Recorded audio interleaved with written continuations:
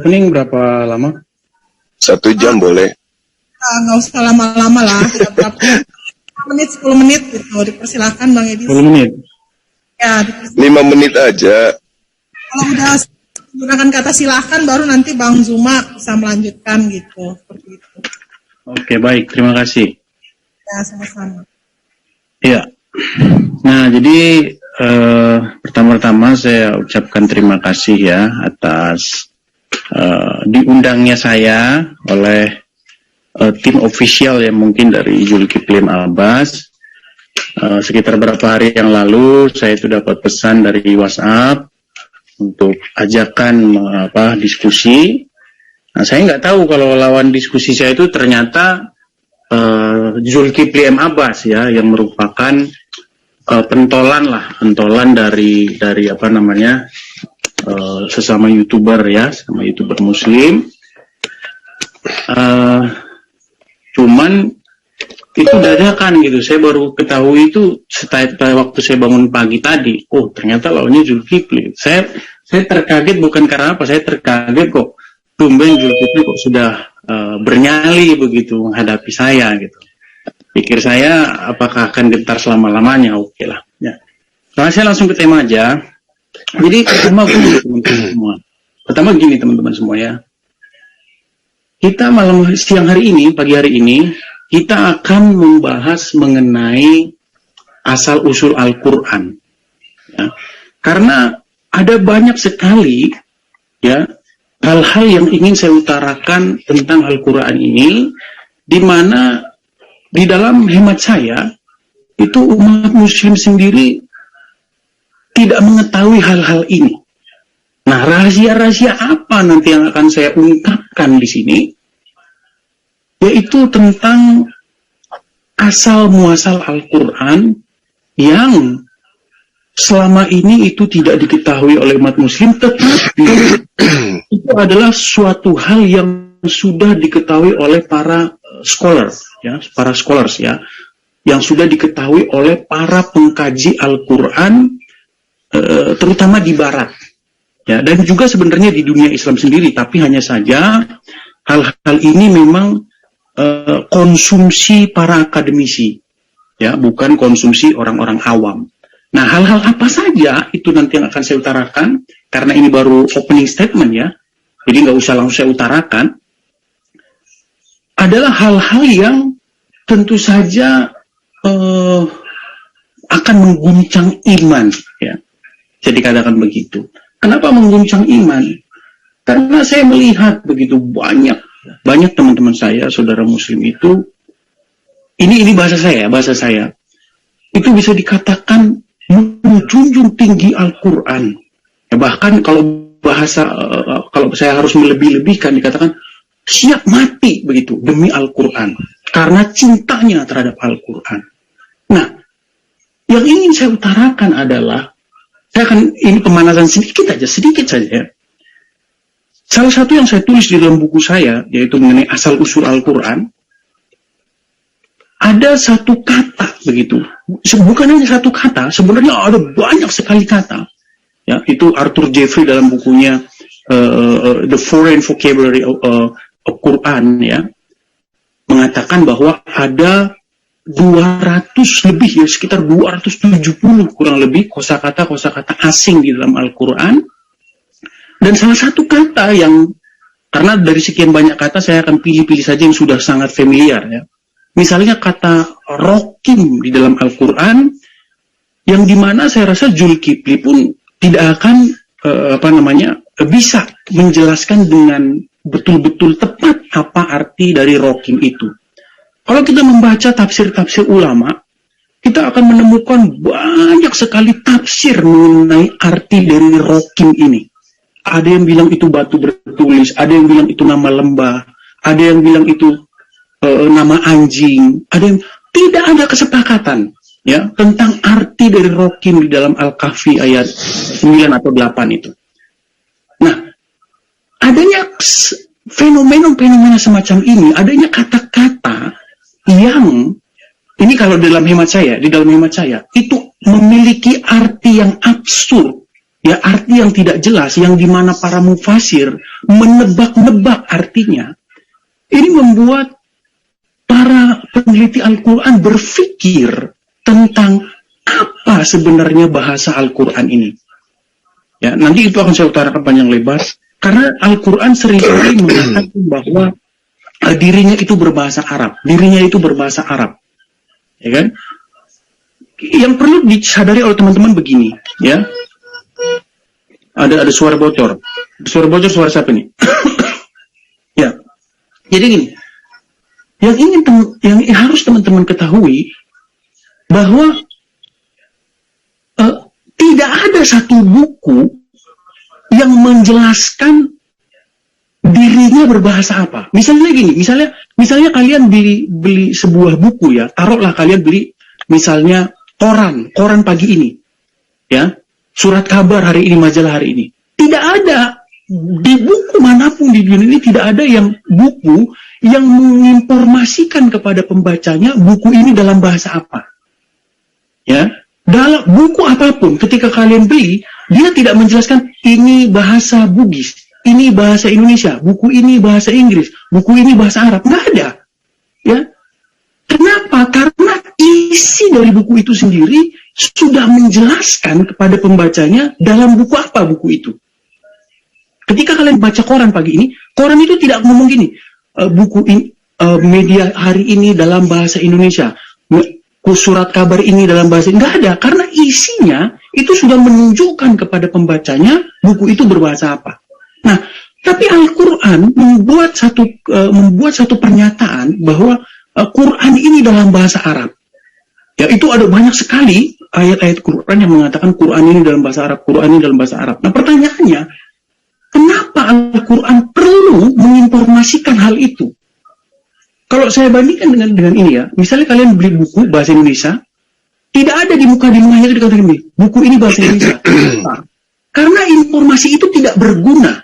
Kenapa dikatakan tidak berguna? Karena bahasa dari buku itu sendiri sudah menjelaskan itu bahasa apa.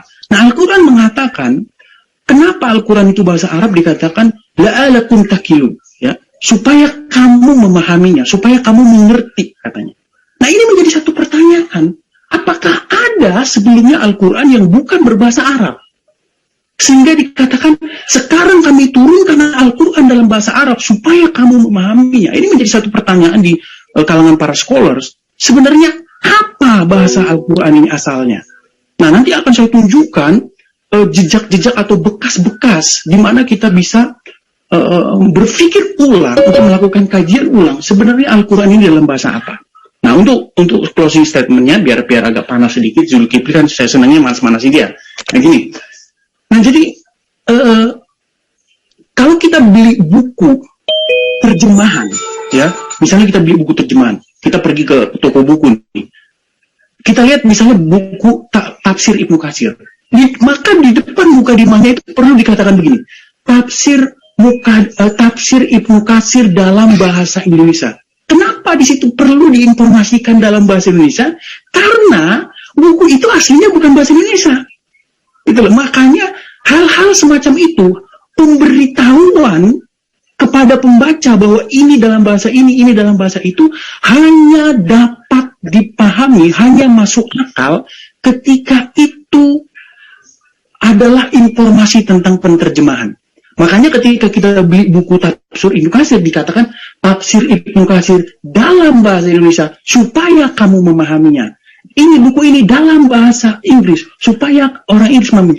Itu menandakan adanya proses translation, ya, adanya proses penerjemahan. Nah, apa nanti bukti-bukti yang bisa menguatkan bahwa adanya indikasi bahwa Al-Quran itu tadinya bukan berbahasa Arab, kemudian diterjemahkan ke dalam bahasa Arab?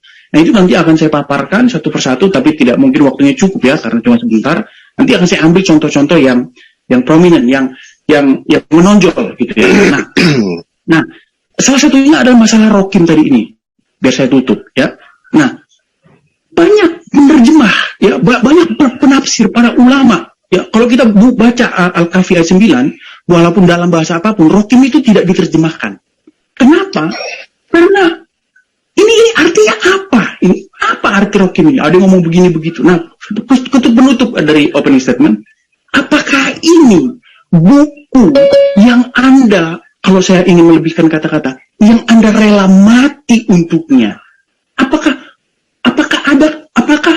dengan buku yang ada kata-kata yang tidak jelas begini, yang artinya multi tafsir? Mohon maaf ya, saya katakan tidak jelas ini karena menimbulkan multi tafsir. Ya, nggak ada orang Indonesia berdebat tentang arti pintu. Semua orang Indonesia nggak ada yang berdebat pintu itu apa. Tapi para ulama berdebat tentang apa arti rokin itu. Itu adalah salah satu contoh pertama. Nanti saya akan tunjukkan banyak contoh. Tapi untuk sementara itu dulu, saya berikan kesempatan kepada Zulkifli M. Abbas. Terima kasih. Persilakan untuk Bang Zuma. Bang Edi. Baik. Ukti izin kohosin hamba. Lanjut. Oh iya. Bisa saya mulai? Bisa Bang Zuma, silakan. Baik. Bismillahirrahmanirrahim. Assalamualaikum warahmatullahi wabarakatuh. Alhamdulillah.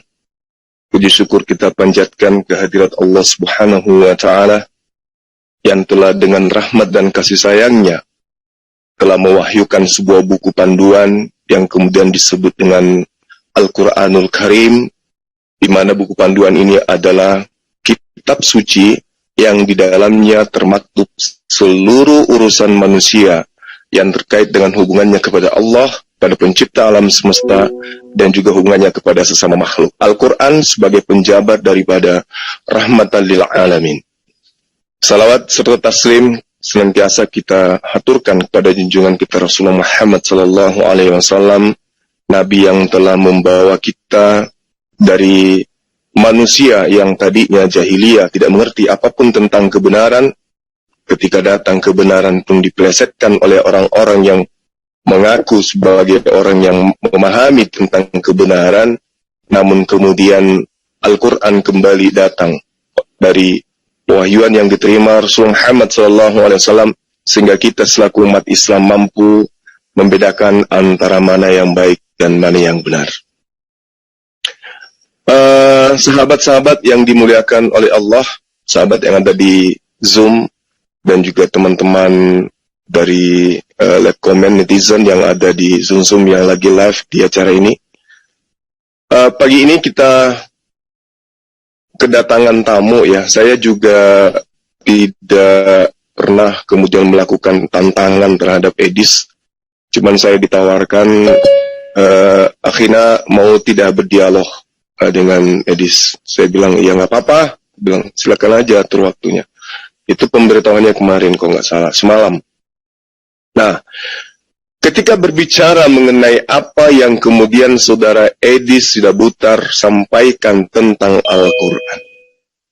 Al-Quran memang jelas diterangkan ya, bahwa Al-Quran itu diwahyukan oleh Allah dengan menggunakan bahasa Arab. Wal kitabil mubin inna ja'alnahu Qur'ana Arabiyan la'allakum ta'qilun. Demi kitab Al-Quran yang menerangkan, sesungguhnya kami menjadikan Al-Quran dalam bahasa Arab, supaya kamu memahaminya. Nah, sekiranya orang yang kemudian bisa memahami ilmu daripada apa yang tertuang di dalam Al-Quran, lapas Qur'anan yang berasal dari kata qara'ah, itu bermakna membaca, dan qira'atan yang berarti bacaan. Jadi Al-Quran ini kemudian diwahyukan oleh Rasul Muhammad SAW kepada bangsa yang menuturkan, melisankan bahasa linguistik, bahasa Arab. Jadi sangatlah tidak mungkin kemudian sebuah kebenaran, mengklaim dirinya kebenaran, kemudian mengklaim dirinya wahyu Tuhan, mengklaim dirinya kalamullah, diwahyukan kepada orang yang menggunakan bahasa Aramaik, tapi kitabnya menggunakan bahasa Yunani. Nggak mungkin. Itu adalah pembodohan namanya. Karena itulah kemudian, kenapa Al-Quran ini didasari dengan pernyataan Allah, bahwa Al-Quran diwahyukan dalam bahasa Arab. Karena Al-Quran itu nantinya akan memberikan poin-poin tertentu kepada bangsa yang menuturkan bahasa Arab. Apa di antaranya? Allah mengatakan, "Qul," katakan ya Muhammad kepada mereka, "La ini tama'atil ins wal jins." Jadi Allah menantang, ala ayyatu bimithli hadzal Qur'an. Jadi bukan tanpa alasan Allah itu kemudian mewahyukan Al-Qur'an dengan menggunakan bahasa Arab. Kalau kemudian ada satu sosok manusia yang kemudian memprotes, kemudian menganggap Al-Quran itu bukan bahasa Arab, karena di dalamnya ada kata ar-raqim atau kata raqim, ya itu adalah keusilan yang tidak berdasar terhadap ilmu pengetahuan. Al-Quran menerangkan, ya, la ya'tuna bimithlihi walau kana ba'duhum li ba'din zahira. Allah menantang itu.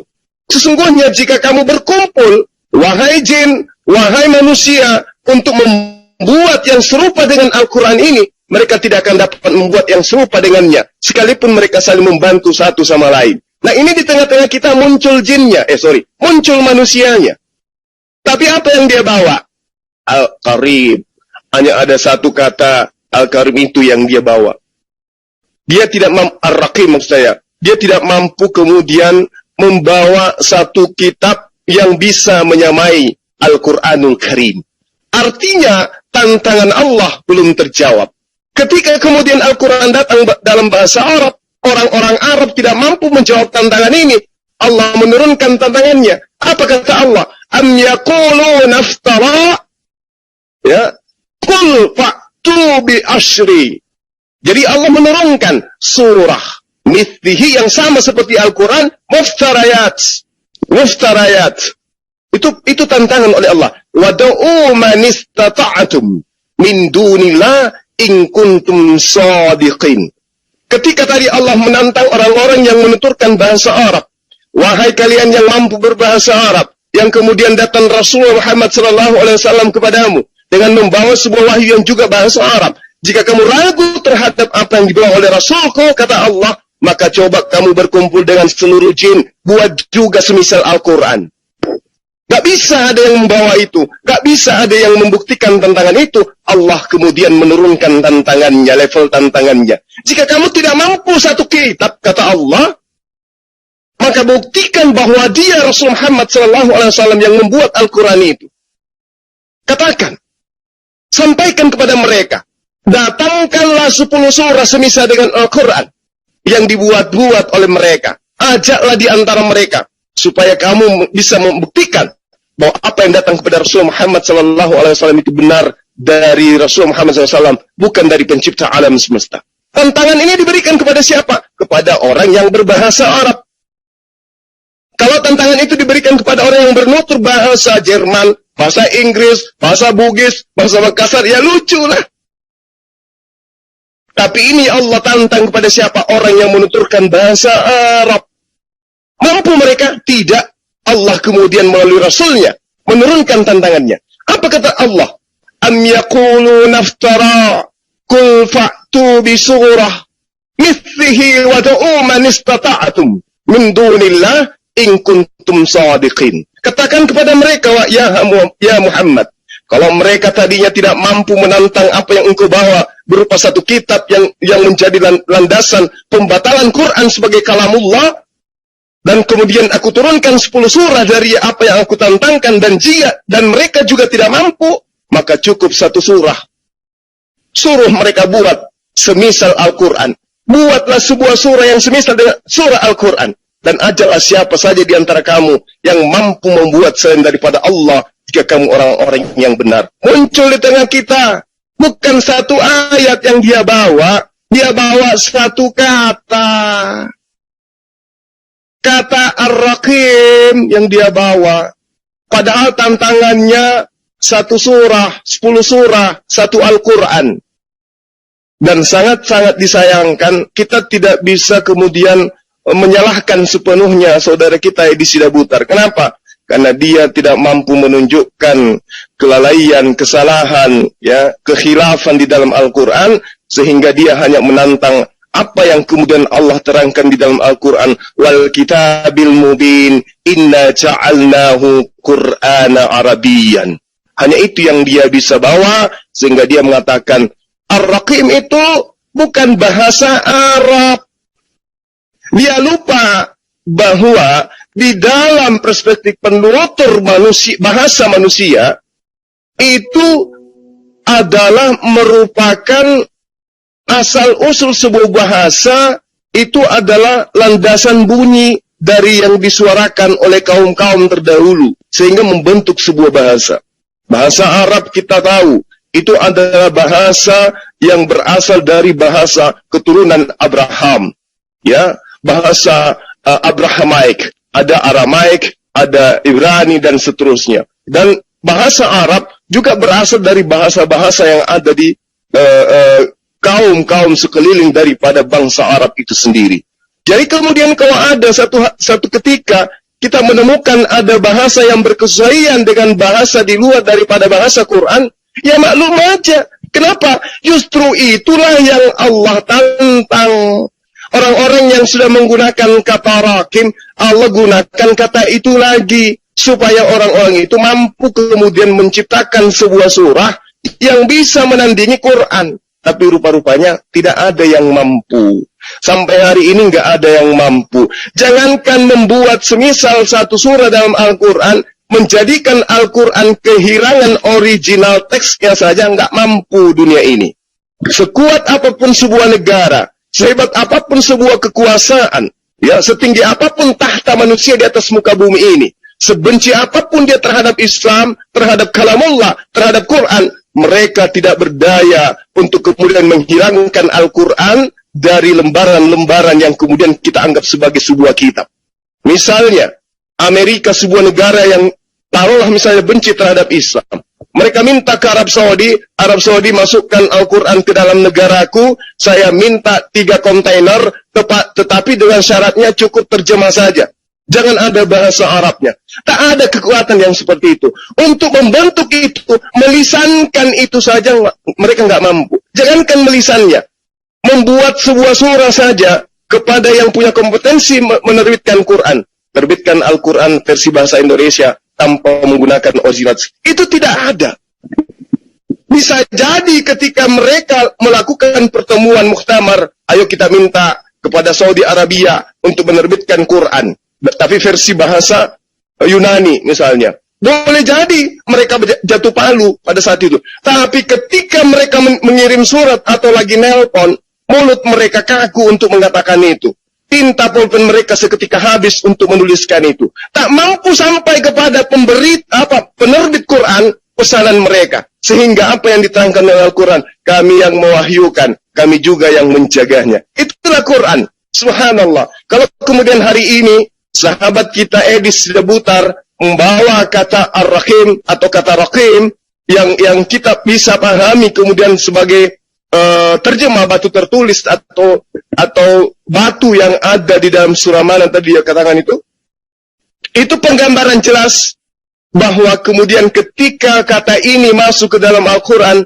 itu sudah masuk kategori bahasa Arab. Karena kenapa? Raqim itu dalam pemahaman umat Islam dan bahasa linguistik Arab, itu memang berasal dari bahasa Arab. Itu intinya. Kalau kemudian dikatakan, oh tidak, ada penutur bahasa lain yang lebih dulu mengatakan itu hanya secara buku tulang, kebetulan saja. Demikian sementara, ya mudah-mudahan apa yang saya jabarkan ini, karena sifatnya ini adalah edukasi terhadap diri saya sendiri dan juga teman-teman muslim pada khususnya. Demikian sementara, silakan. Silakan Bang Edis untuk menanggapi penjelasan dari Bang Juma. Sebelum Edis menjawab, Dis, itu surah berapa, Dis? Al-Kahfi 8 atau 9, coba cek aja. Oke, siap, yuk lanjut. Oke, baik. Ya, terima kasih atas waktu yang diberikan kepada saya. Terima kasih juga kepada Zulkifli Abbas atas pengalamannya. Juara saja. Lanjut. Tolong di-mute yang Bentar, outfit kau kece kali, Dis. Kayak Ustaz gitu. Di-mute dulu. Ya, lanjut. Ya, jadi hari ini saya ingin mencoba menjadi ustadz kalian semua di sini ya. Nah, jadi begini ya, teman-temanku semua, sobat-sobat muslimku semua, begini. Dari apa yang panjang lebar diutarakan oleh Zulkifli M. Abbas, pertanyaan saya tentang makna dari Ar-Rakim itu sama sekali tidak terjawab. Dia hanya mengatakan itu adalah bahasa yang sudah diarabkan. Tapi apa artinya? Apa definisinya? Saya minta definisi arti. Inikah buku yang Anda rela mati untuknya, yang Anda sendiri tidak tahu artinya? Bagaimana mungkin Anda punya buku yang Anda klaim jelas, bahkan dikatakan lisanun Arabiyyun mubin, bahasa Arab yang jelas, tapi Anda tidak tahu artinya? Ya, adapun banyaknya tafsir, ada yang bilang itu batu bertulis, ada yang bilang itu nama lembah, ada yang bilang itu nama anjing, ada yang bilang itu bla bla, banyak sekali tafsir. Itu mengindikasikan bahwa tidak ada yang sepakat atau tidak ada yang tahu persis apa arti dari Rakim itu. Kalau Anda bilang itu sudah menjadi bahasa Arab, apa akar katanya? Ya, root word-nya apa? Ya, itu harus Anda jelaskan kalau memang itu bahasa Arab. Ya, sama seperti kita orang Indonesia. Ya, ketika kita menemukan di dalam satu buku ada tulisan di situ tungkriung, kita baca buku bahasa Indonesia, terus kita temukan ada kata tungkriung. Apa ini tungkriung? Ini bukan bahasa Indonesia. Ya, ini menjadi satu beban bagi Anda, Zulkifli M. Abbas sebagai seorang pemimpin, untuk menjelaskan kepada umat Anda apa sebenarnya arti dari Rakim itu. Tadi kan sudah saya bilang itu satu dari sekian banyak. Saya tidak bilang hanya satu-satunya, ada banyak sekali. Ya. Nah, jadi teman-teman sudah tahu, saya sudah menulis sebuah buku, ya, di sini. Jadi sebelum saya baca buku saya, ada Zulkifli M. Abbas tadi mengatakan tantangan untuk membuat satu surat semisal Quran. Menurut saya, ini dalam hemat saya, tantangan ini bersifat subjektif. Tantangan ini bersifat absurd. Kenapa? Karena kriteria apa yang digunakan untuk mengatakan bahwa ini lebih baik atau ini sama setara dengan Quran?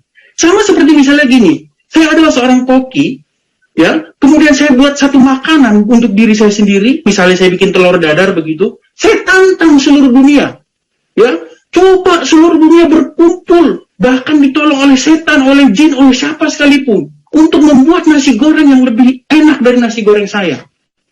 Karena tidak jelas kriterianya apa, karena tidak jelas siapa yang menentukan ini lebih baik atau lebih buruk dari masakan yang saya buat, maka tantangan itu tidak akan pernah dimenangkan oleh siapapun. Karena jurinya saya, ya, kalian berkumpul untuk membuat makanan yang lebih enak, ya, telur dadar yang saya buat ini tidak akan ada, karena jurinya saya yang menentukan. Sama seperti kalian, kalau kalian bilang buatlah satu surat semisal ini, siapa jurinya? Kalau kalian jurinya, tidak akan ada yang bisa menang, karena kalian jurinya. Sama seperti saya. Kalau saya buat makanan semacam itu, tidak ada kalian yang bisa menang, karena saya yang ngerasain, saya yang nentuin. Ya kan? Ini yang saya bilang tantangan yang sifatnya subjektif. Makanya saya tidak perlu terlalu menanggapi itu. Nah, sebenarnya saya ingin katakan ya, saya membacakan buku saya di sini, ya, ini kalian biar ini yang Muslim saya bagikan gratis ya kepada Muslim ya, yang Kristen juga kalau mau juga boleh, tapi saya fokuskan kepada Muslim gratis kepada kalian, sama ongkirnya semua gratis. Nah, coba saya bacakan saja, saya tutup dulu video saya bacakannya. Jadi gini, kalau kita baca di dalam Az-Zumar ayat 28 dikatakan Quran dalam bahasa Arab, ya, Fussilat ya, ayat 3 dikatakan kitab yang dijelaskan ayat-ayatnya, yakni bacaan dalam bahasa Arab, ya. Kemudian Asy-Syu'ara ayat 195, bahasa Arab yang jelas. Nah, ini menjadi satu pertanyaan. Mengapa Al-Quran sering, ini saya sedang membacakan buku saya, mengapa Al-Quran sering mengatakan ini bahasa Arab, bahkan sampai-sampai mengatakan ini bahasa Arab yang jelas, lisanun Arabiyyun mubin. Mengapa Al-Quran perlu memberitahu bahwa dirinya bahasa ini dan itu? Apakah pembaca Al-Quran itu sendiri tidak tahu bahwa bahasa Al-Quran itu bahasa apa? Jika pembaca Al-Quran itu tahu bahwa Al-Quran itu bahasa Arab, untuk apa lagi Al-Quran memberitahu bahwa Al-Quran berbahasa Arab? Sebenarnya jawabannya ada di dalam Al-Quran sendiri. Dikatakan la'alakum takilun. Ya. Nah, Atau apakah sebelumnya, ini menjadi pertanyaan, yang menjadi pertanyaan sekarang gini, apakah sebelumnya ada Al-Quran yang bukan berbahasa Arab, sehingga perlu diberitahu bahwa sekarang ada Al-Quran dalam bahasa Arab? Atau apakah ada orang yang mencurigai bahwa Al-Quran itu bukanlah bahasa Arab yang lurus, bukanlah bahasa Arab yang benar? Dan ataukah ada yang mengatakan bahwa bahasa Al-Quran itu bahasa Arab yang tidak jelas? Atau lebih parahnya, apakah ada orang yang mengatakan bahwa sesungguhnya Al-Quran itu bukan bahasa Arab? Ya, karena sebenarnya yang perlu kita tahu bahwa Al-Quran itu pada dasarnya itu gundul, ya, huruf tanpa harokat. Ya, nah pertanyaannya sekarang adalah, jika ada bahasa Arab yang jelas, lalu seperti apa bahasa Arab yang jelas, yang tidak jelas? Karena Al-Quran mengatakan lisanun Arabiyyan mubin, bahasa Arab yang jelas. Kalau dikatakan bahasa Arab yang jelas, maka pertanyaannya sekarang, bahasa Arab yang tidak jelas seperti apa? Ya kan? Nah, ini sebenarnya ayat ini merujuk kepada surat An-Nahl ayat 103 yang teman-teman juga sudah pada tahu, dikatakan di sana bahwa ada orang-orang, ya mungkin kalau bisa moderator menampilkan ayatnya. Jadi ada orang-orang yang menuduh bahwa Muhammad mempelajari Al-Quran itu dari orang ajam. Nah, Al-Quran membantah tuduhan itu dengan mengatakan, bagaimana mungkin dia mempelajari dari orang ajam sedangkan dia berbahasa ajam, sedangkan Quran ini bahasa Arab yang jelas. Nah, seperti apa bahasa Arab yang tidak jelas tersebut? Menurut saya, bahasa Arab yang tidak jelas tersebut adalah bahasa Arab yang tidak fasih, atau bahasa Arab yang tidak jelas maknanya, atau bahasa Arab dengan gaya asing karena berasal dari orang ajam. Ya, bahasa Arab yang dituturkan oleh orang asing. Saya kasih contoh gini, kalau ada orang bule tinggal di Indonesia, baru taruh 3 bulan, 6 bulan, dia bisa bahasa Indonesia, tapi bahasa Indonesia gaya belepotan. Ya, nah pertanyaannya, apakah bahasa Arab di dalam Al-Quran itu tidak jelas, atau seperti tuduhan orang tidak fasih? Nah, itu tuduhannya.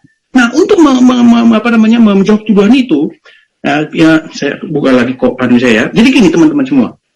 Tadi Zulkifli, saya buka lagi open game aja biar lebih enak ya. Tadi Zulkifli mengatakan bahwa Quran itu artinya adalah bacaan. Apakah benar kata Zulkifli? Jadi teman-teman, untuk nama kitab saja, untuk nama kitab itu lama berdebat. Ya, kita harus jujur di sini, nggak boleh bohong. Zulkifli juga saya harap jujur, Anda jujur. Ya, di dalam buku saya katakan, ya. Jadi kita harus jujur mengakui bahwa ada banyak sekali tafsir Al-Quran. Ya, sebut saja ya, saya sebutkan buku-buku tafsir dalam Al-Quran ya. Ada Muqatil bin Sulaiman ya, buku tafsir tertua ya. Ada Tobari, Ibnu Katsir, Al-Misbah dan lain sebagainya. Jadi kalau kita hitung, saya perkiraan saya, itu ada sekitar 40 buku tafsir Al-Quran. Nah, kalau kita mentadaburi ya satu persatu buku tafsir itu, ya teman-teman, sebuah bahasa sudah 9 tahun ya mengkaji Quran ini, kita dapat menemukan ada banyak sekali penafsiran terhadap tiap-tiap paragraf dalam Al-Quran. Bahkan parahnya, ya, sering ditemukan adanya sebuah kosakata yang mufasir sendiri berbeda pendapat mengenai makna dari kata. Jadi makna dari sebuah kata loh, ya. Nah, saya kasih contoh untuk nama kitab. Kata Al-Quran saja, ya, kita dapat menemukan ada banyak sekali tafsir mengenai apa sebenarnya arti dari kata tersebut. Ya, ada yang berpendapat bahwa Quran itu tidak memiliki akar kata. Ya, ada yang berpendapat bahwa Quran itu berasal dari kata al-qara yang artinya mengumpulkan. Ada juga yang berpendapat dari kata qira'ah, kata Zulkifli tadi, yang artinya bacaan. Ya, ada yang mengatakan bahwa Quran itu tanpa hamzah. Ya, ada juga yang mengatakan Quran itu dengan hamzah. Ya, pokoknya untuk nama kata saja itu berdebat.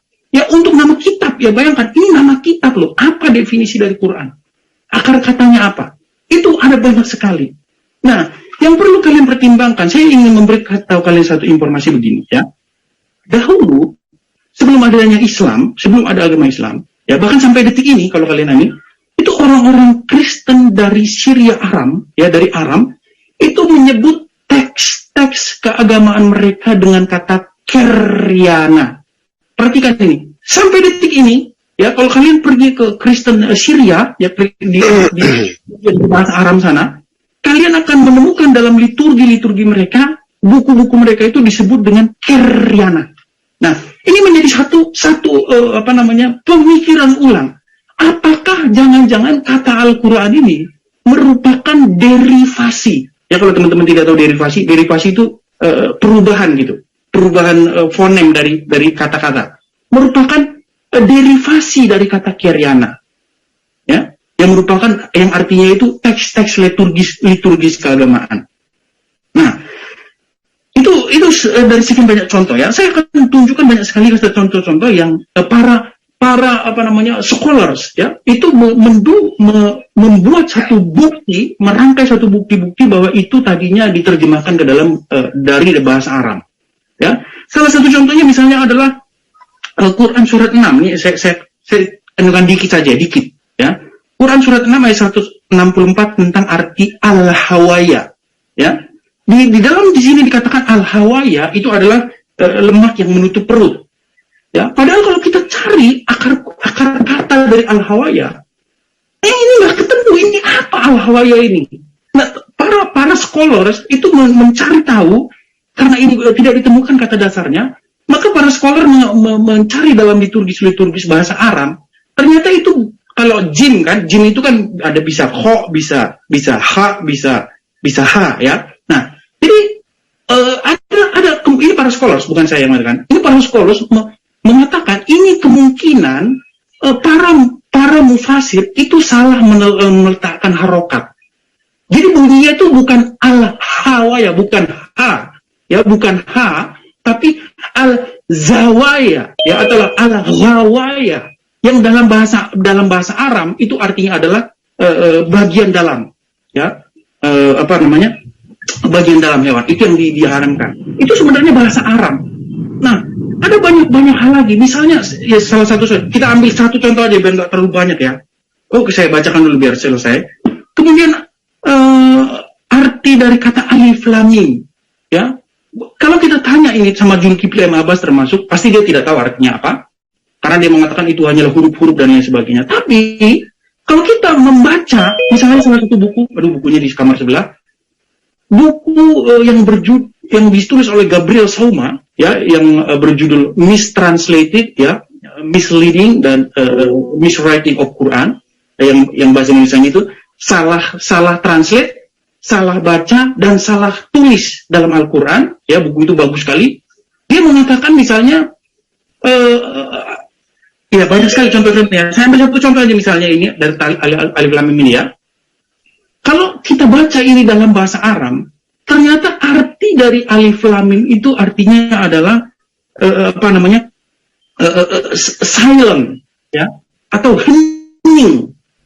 Ya, dari bahasa Aram yang artinya alem itu artinya hening. Contoh misalnya gini, dulu sampai sekarang kalau kalian pergi kepada Kristen Syria, sebelum melakukan peribadahan, mereka itu mengatakan alem itu artinya heninglah, diamlah. Nah, baru mereka bisa melakukan peribadatan. Nah, kalau kita baca menurut scholar dari Muslim, alif lam mim ini banyak sekali artinya. Ada yang mengatakan itu hanya Allah yang tahu, ya, hanya Allah yang mengetahui takwilnya dan lain sebagainya. Tapi sebenarnya di dalam Al-Quran sendiri ada satu statement, ya, dikatakan jika kamu ragu-ragu terhadap apa yang kami wahyukan kepada, maka tanyakanlah orang yang membaca kitab sebelummu. Nah, yang jadi pertanyaan sekarang, apakah Zulkifli M. Abbas pernah bertanya kepada saya? Biar saya jelaskan. Loh, kan ada perintah Quran untuk menanyakan, tanyalah orang-orang yang membaca kitab sebelummu. Nah, makanya kalau kita membaca dari liturgi Aram, ini sebenarnya ada artinya. Tapi kalau kita membaca dari Muslim sendiri, dikatakan alif lam mim ini apa? Ya, kita temukan sendiri banyak sekali tafsirnya. Ada banyak sekali kata-kata, ya. Ada banyak sekali. Pokoknya ini saya utarakan nggak sempat waktunya. Tapi nanti saya akan senang membahas kata yang sudah familiar saja.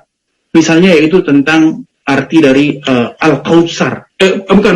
Dari arti apa? Ya, Al-Kautsar juga termasuk, ya. Al-Kautsar itu kalau menurut Muslim itu dikatakan air sungai, ya, dan lain sebagainya. Tapi nanti kalau kita baca itu menurut teks-teks Aram, itu artinya beda. itu jadi sesuai dengan konteks kalau kita bahas dari bacaan-bacaan Aram. Nah, ada satu buku yang sangat bagus ya, yang ditulis oleh Christoph Rosenberg, yang berjudul The Syrio-Aramic Reading of Quran, bacaan Al-Quran menurut teks Syria. Itu kata-katanya menjadi lebih masuk akal di dalam hati saya ketika saya membaca Al-Quran. Karena kalau saya membaca Al-Quran menurut terjemahan dari teman-teman Muslim, saya hanya menemukan banyak sekali tanda kurung, kata-kata tambahan, ya, yang ditambahkan ke dalam situ, yang sebenarnya sendiri tidak ada, untuk membuat kalimat itu seperti menjadi lebih masuk akal. Ya, kalau dibuang tanda kurungnya semua, saya bingung, ini gimana ini? Seperti kok kekurangan kata-kata gitu kalau nggak ada tanda kurungnya. Nah, makanya menjadi penasaran bagi para scholars ya dari Barat tentu saja yang mencari sebenarnya asal. Bang Edis, maaf saya masih lama nggak? Soalnya ini udah terlalu lama. Pikiran Bang. Ya, masa 2 jam. Ya, silakan Bang Juma. Ya, jadi ya geli-geli juga sih lihat orang yang buta menerangkan kepada orang yang melek. Ini kalau kita lihat dari cara Edis menjelaskan, malah semakin menguatkan imannya umat Islam. 1400 tahun silam, Al-Quran telah menjelaskan kepada kita umat Islam. Wadda katsirum min ahlil kitabi law yaruddunakum min ba'di imanikum kuffara. Itu sangat jelas itu. Hasadam min indi anfusihim min ba'di ma tabayyana lahumul haqqa. Fa'fu wasfahu hatta ya'tiyallahu bi amrih. Innallaha ala kulli syai'in qadir. Banyak di antara ahli kitab menginginkan sekiranya mereka dapat mengembalikan kamu setelah kamu beriman, lalu menjadi kafir kembali, karena rasa dengki dalam diri mereka setelah mereka datang, setelah kebenaran jelas bagi mereka. Maka maafkanlah dan berlapang dadalah sampai Allah memberikan perintahnya. Sungguh Allah Maha Kuasa atas segala sesuatu.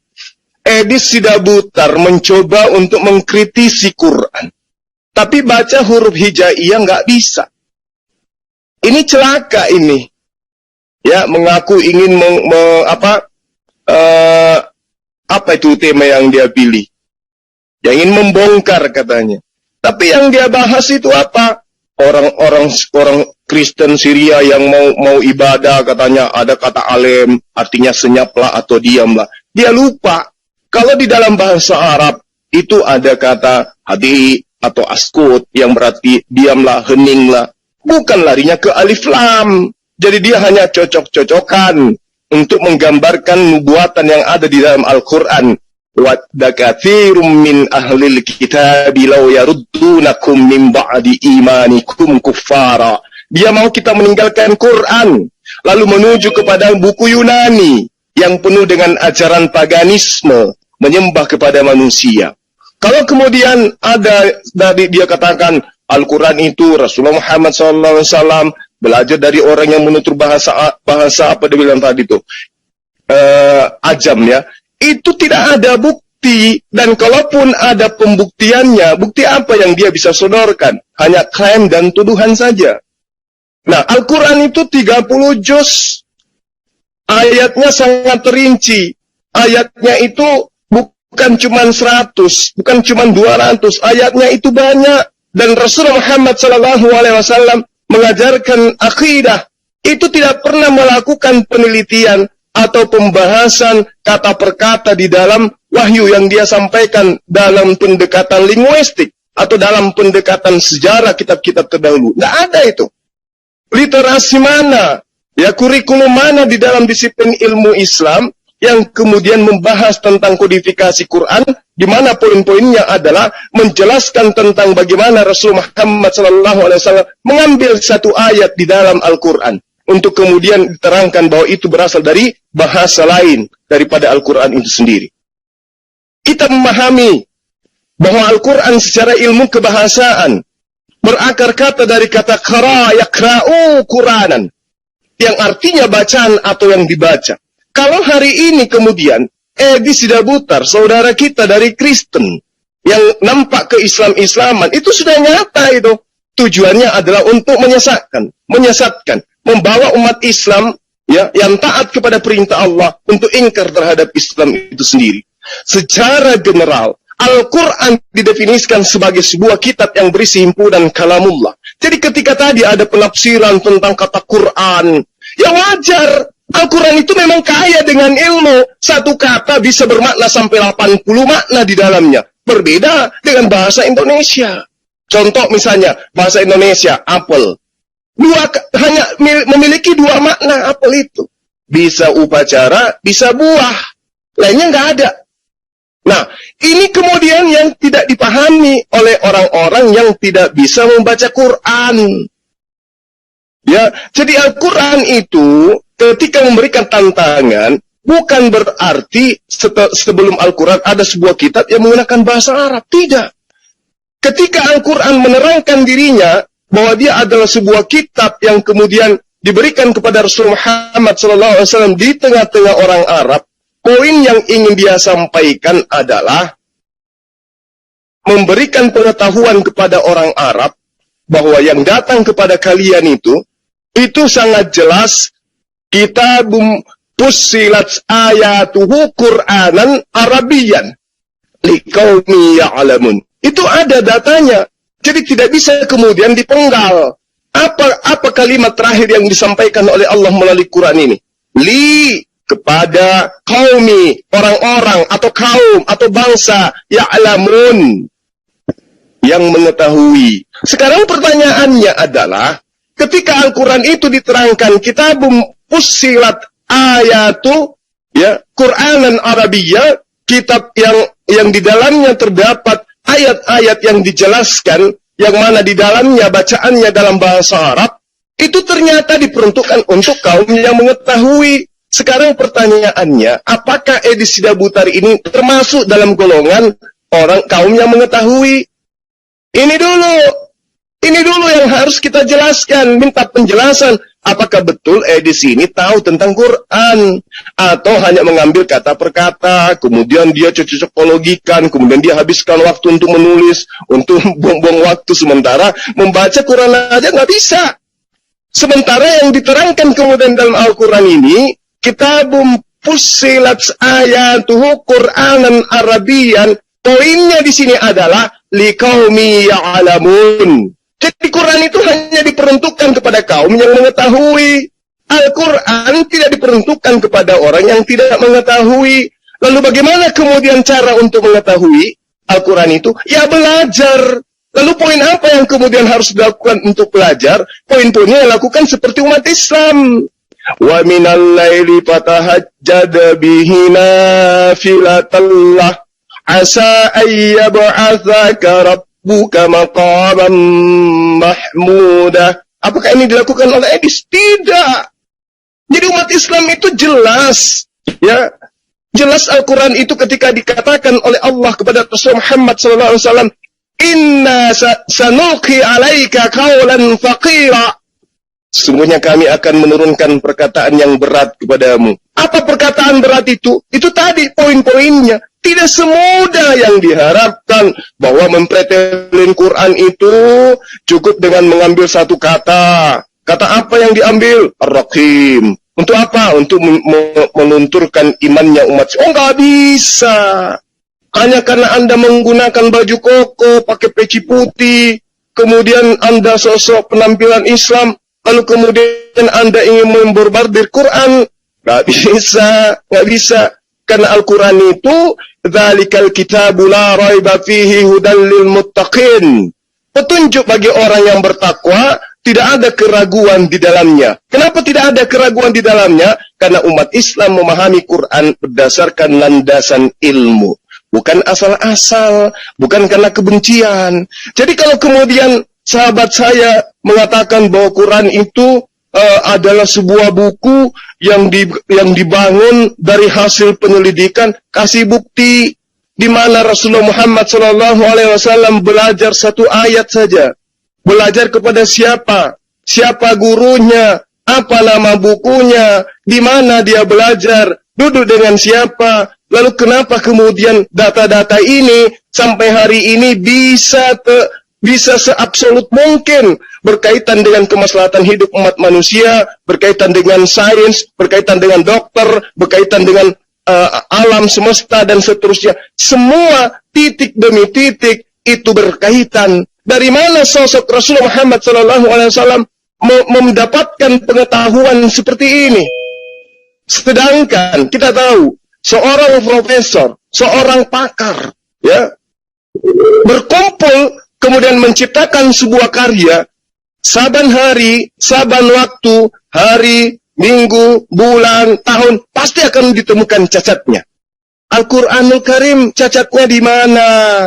Hanya karena ada kata Ar-Rakim tadi itu Anda katakan cacat. Apa cacatnya? Baca satu ayat. Kalau Anda katakan bahwa di dalam surah Al-Kahfi, am hasibta anna ashabal kahfi warraqimi kanu min ayatina ajaba. Itu jangan kamu ambil raqib. Jangan ambil satu kata itu, tapi ambil satu ayat, ambil satu surah, tadabburi isinya, lalu kemudian buktikan di dalam kehidupan sehari-hari apakah ini bertentangan dengan akal logika manusia. Itu seperti itu. Jadi kalau kemudian kita umat Islam harus bangga gitu loh. Al-Quran tidak bisa tersentuh, maka orang yang membenci kebenaran, mengambil, mencari, meneliti, lalu kemudian menemukan sebuah kata, yang mana kata itu dianggap bisa menjatuhkan marwah Islam. Subhanallah. Allah kemudian mengatakan kepada kita, Al-Quran itu diperuntukkan bagi orang-orang yang berilmu, orang-orang yang menggunakan akal sehat.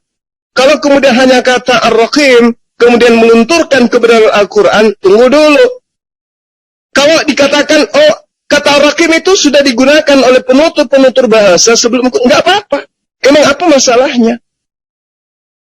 Tapi kan kitabmu mengatakan itu diwahyukan dalam bahasa Arab. Oh, memang Ar-Rakim itu sudah masuk dalam komponen bahasa Arab. Apa masalahnya? Oh tidak, Ar-Rakim itu banyak terjemahan. Ada yang menafsirkan begini dan ya itulah Al-Quran.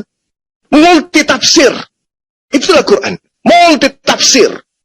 Tapi kemudian harus dipahami, di dalam menafsirkan Al-Quran tidak sama seperti menafsirkan harga ikan di pasar. Dia memiliki kaidah ilmu. Kaidahnya baku, dasarnya ada. Contoh misalnya ketika kita belajar tentang salah satu dari poin bagaimana kemudian bisa menafsir atau memahami kata per kata dalam Al-Quran. Kudu wajib memahami nahwu sharaf. Harus tahu rukun-rukun kalam. Berupa lapas, berupa bahasa Arab, tersusun dari dua kata atau lebih. Dan kata ini bisa memberikan pemahaman.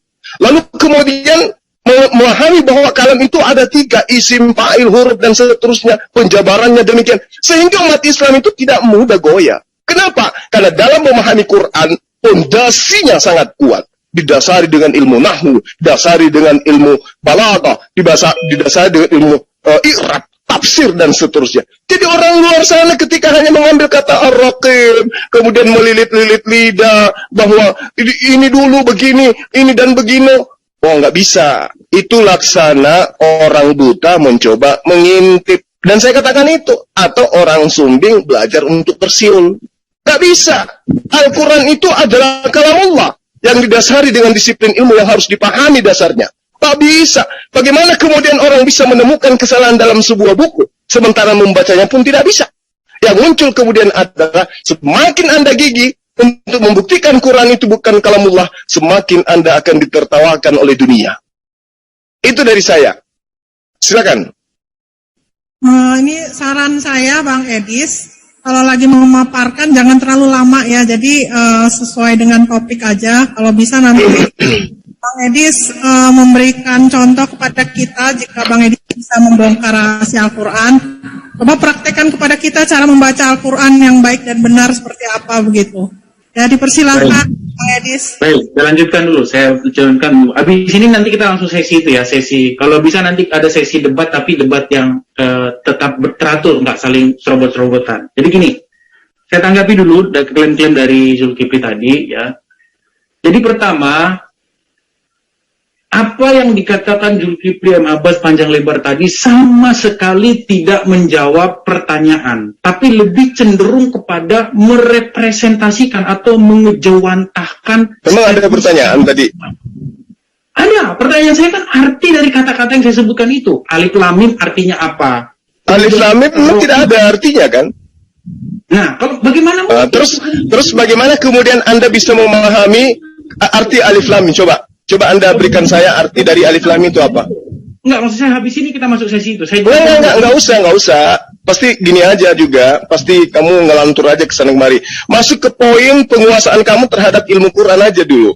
Alif lam mim menurut kamu artinya apa? Berdasarkan Al-Quran, silakan. Ya, tadi sudah saya katakan bahwa alif lam mim ini diduga keras ini adalah. Oh diduga. Jadi kamu cuma menduga. Maksud saya habis ini kita masuk sesi situ. Nggak. Saya pengen tahu. Saya tinggalkan Quran kalau kamu mampu menunjukkan arti yang sesungguhnya alif lam mim berdasarkan qiraatul Quran. Silakan. Justru pertanyaan saya itu apa arti alif lam mim? Apa? Silakan, apa arti alif lam mim? Saya kan sudah bilang. Dia tidak beri makna. Dia tidak diberi arti. Sekarang kemudian kamu mengatakan ada artinya. Kalau ada artinya, tunggu dulu. Bagaimana mungkin Anda katakan di dalam kitabmu ada kata-kata yang tidak bermakna? Anda sedang Tunggu dulu. kitabmu sendiri. Tunggu dulu. Saya tanya sama teman-teman Muslim yang ada di sini. Ya, saya belajar sama mereka semua. Sahabat-sahabat, tolong open mic. Saya ingin tahu dari antum apa arti dari alif lam mim. Di sini ada Ustadz Alwan, ada teman-teman yang sudah paham Quran. Silakan. Sebelum saya jawab, Edisi Dabutar, bantu saya memahami itu. Hanya silakan. Benar, ya. Maknanya itu kembali kepada Allah. Yang mengetahui Ya. arti takdir. Bentar, nggak jelas. Ya satu-satu. Iya, saya dulu. Ya, silakan. Ya, supaya Edisi Dabutar jelaskan nanti berdasarkan Quran. Alif lam mim itu apa ya? Silakan.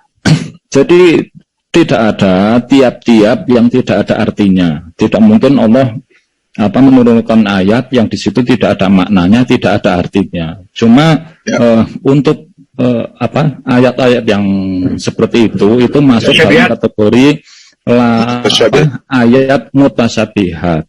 Dan itu sebagian ayat-ayat yang mutasabihat memang Allah sendirilah yang tahu. Dalilnya Al-Imran ayat 7. Dalilnya Al-Imran ayat 7. Ya, oke, saya tahu itu. Ada di buku saya.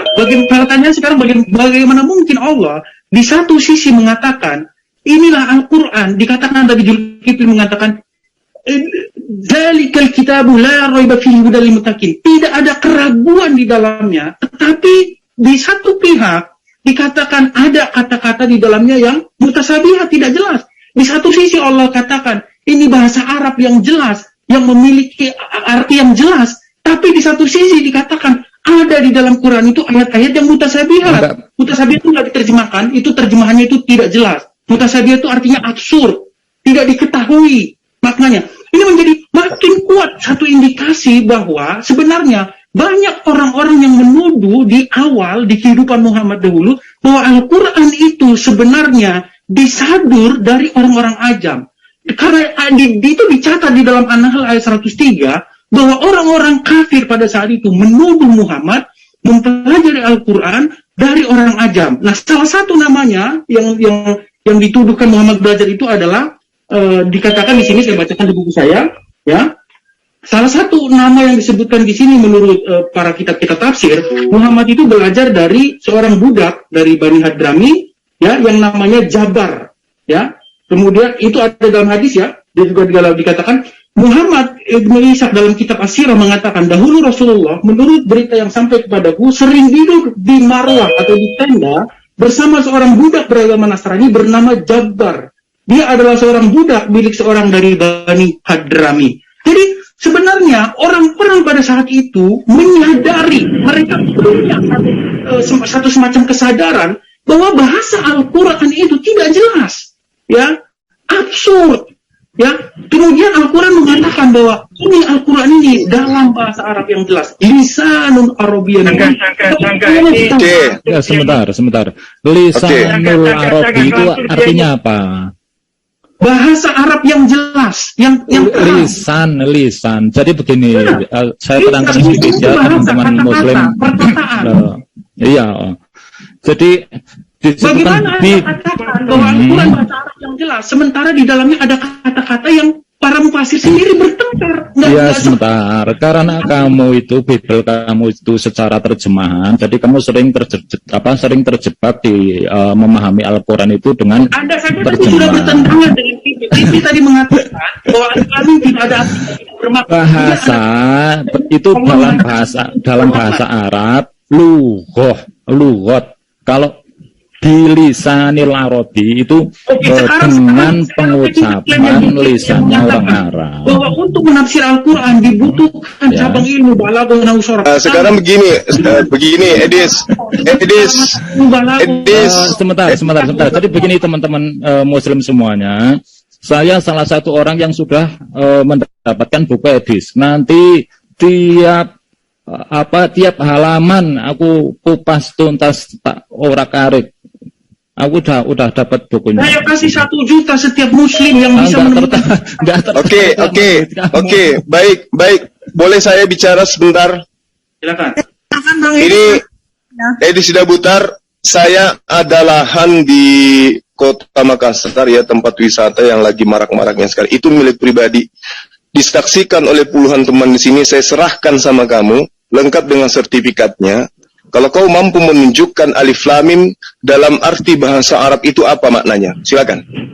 Bahasa Arab lo ya, silakan. Kan Al-Quran itu diwahyukan dalam bahasa Arab. Saya minta arti daripada alif lam mim itu apa? Silakan. Justru itu pertanyaan saya. Kenapa Anda balikan kepada saya? Loh, artinya kamu pun nggak tahu kan? Bagaimana mungkin Allah Nggak, berfirman? sekarang saya tanya, berarti kamu nggak tahu kan? Saya tanya sama kamu, berarti kamu nggak tahu kan? Kamu tahu nggak arti alif lam mim?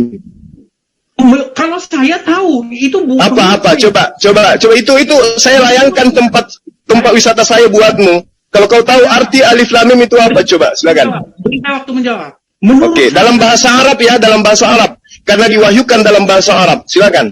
Sekarang pertanyaannya, kamu harus tanya Loh, dulu. ya saya yang bertanya samamu, Edis, bukan kau yang bertanya ke saya. Kamu kan mau membongkar Al-Quran.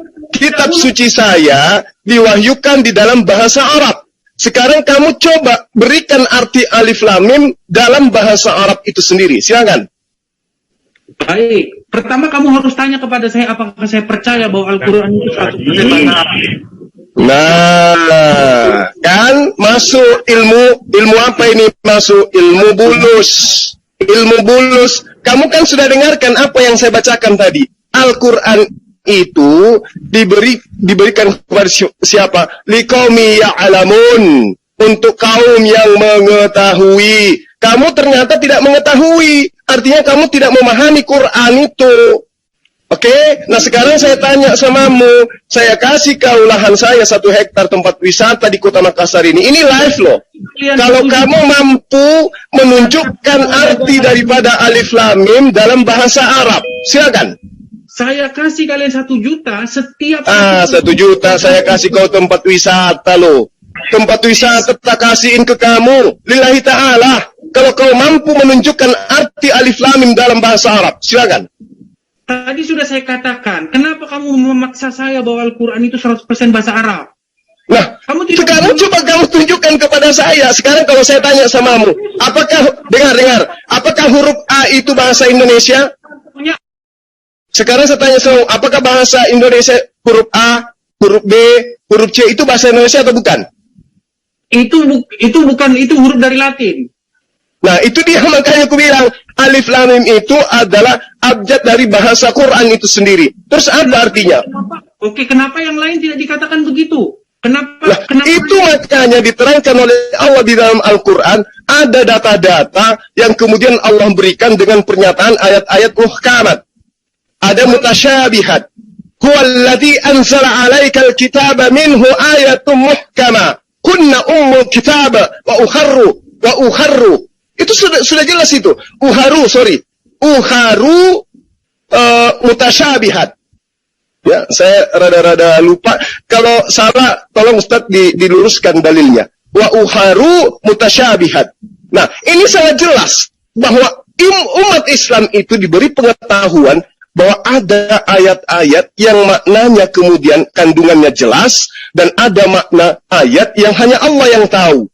Nah, lalu kemudian ketika kemudian diwahyukan Alif Lam Mim ini, itu menjadi sebuah pokok ilmu di dalam penjabaran Al-Quran.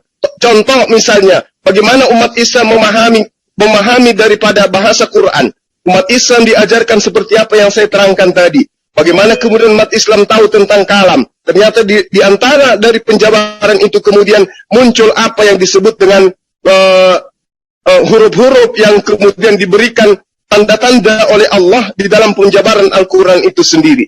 Nah, ini menjadi sebuah fenomena fakta yang ada, bahwa di dalam mengkaji Quran, Allah memberikan tentang sebuah struktur-struktur bahasa yang kemudian disebut dengan ilmu kalam, disebut dengan ilmu nahwu saraf, di mana di dalamnya ada izim, di mana isim itu ada tanwin, ada huruf yang diawali oleh alif lam dan seterusnya. Artinya bahwa ketika Allah menerangkan ada ayat-ayat mutasyabihat, itu bukti bahwa alif lam itu berguna kemudian untuk membuka tabir rahasia yang ada dalam Al-Quran. Sekarang pertanyaan saya, jika kamu ingin membongkar Al-Quran, coba terangkan kepada saya arti alif lam dengan menggunakan bahasa Arab, dalam pemahaman bahasa Arab. Silakan. Ya, ada banyak yang protes sama saya, katanya suara saya dikecilin, terus suara Zulkifli dibesarin. Ini menurut saya... Emang bisa gitu di Zoom? Nah, banyak yang ngomong seperti itu. Di komen banyak ngomong gitu. Suara saya kalau... Emang bisa? Ya, emang bisa di Zoom ada yang dikecilin, ada yang dibesarin, emang bisa kayak gitu? Tidak bisa. Ada aja kau ini. Di situ asumsi aja bang, muter-muter. Oke, jadi kita fokus di alif lam mim ya, jangan melebar. Baik. Makanya sudah saya katakan, ya. Anda jangan memaksa saya untuk mempercayai bahwa Al-Quran itu bahasa Arab. Nah, terus kemudian ketika Anda kemudian tidak memahami Quran, Anda di luar daripada Quran, mencoba mempretelin dengan ilmu apa? Baik, sekarang saya tanya sama Anda, apakah ada bahasa-bahasa ajam dalam Al-Quran? Ya coba Anda buktikan. Loh, para ulama sendiri sudah mengakui adanya bahasa-bahasa ajam di dalam Al-Quran. Ya nggak apa-apa, mungkin ada bahasa Aramaik, mungkin ada bahasa Ibrani. Emang kenapa rupanya? Oke, sekarang bagaimana mungkin Allah katakan ini bahasa Arab yang jelas? Nah, karena memang sudah menggunakan bahasa yang dituturkan oleh bangsa Arab itu seperti itu. Kenapa rupanya? Baik, sekarang saya minta sama Anda, dengan segala ilmu yang Anda miliki, nahu, sorof, balagoh, apa arti rokim? Ya kan tadi saya sudah katakan samamu. Apa arti rokim? Ya, kan tadi saya sudah katakan samamu, rakim itu apa? Bukankah teman-teman juga sudah membuktikan saya menyebutkan arti kata rakim itu? Rumus apa yang Anda gunakan untuk mengartikan rokim? Ilmu apa? Ini terjemahan Al-Quran kata rakim itu sudah sangat jelas di situ.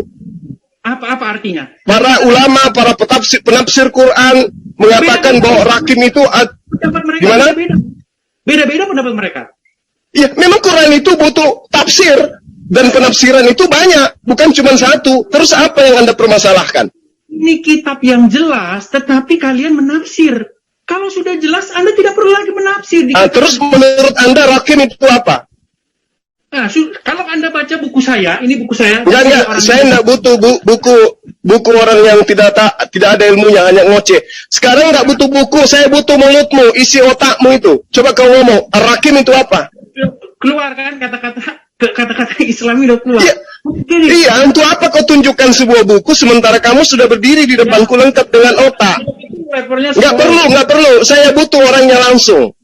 Ar-Rakim itu artinya apa menurutmu dalam bahasa Arab? Ya, kalau kalian baca buku The Syrio Aramaic Reading of Quran, menurut buku ini, Rakim saya tidak butuh menurut buku itu, karena kenapa? Menurut Al-Quranku, Rakim itu jelas. Ya, batu yang datang yang di dalam surah Al-Kahfi itu ada kaitannya dengan apa yang kau pertanyakan. Kenapa Anda hanya mengangkat satu tafsir? Ada juga tafsir yang mengatakan itu. Silakan dengan penafsiran yang lain yang Anda mau pakai. Silakan. Anda mau menggunakan batu tertulis, Anda mau menggunakan gua, silakan aja. Emang apa masalahnya? Apa masalahnya dengan kaidah Islam rupanya? Ar-Rakim itu. Sekarang begini. Untuk mengatakan bahwa itu batu. Pak, apa rumusnya? Ilmu apa? Nah sekarang kalau Anda mengatakan kepada saya pertanyaan itu, yang saya tahu kata rahim itu dijelaskan di dalam Al-Quran itu adalah berdasar terhadap penafsiran para ahli tafsir, itu bermakna batu bertulis. Apa yang membuat itu menjadi batu bertulis? Rumusnya bagaimana?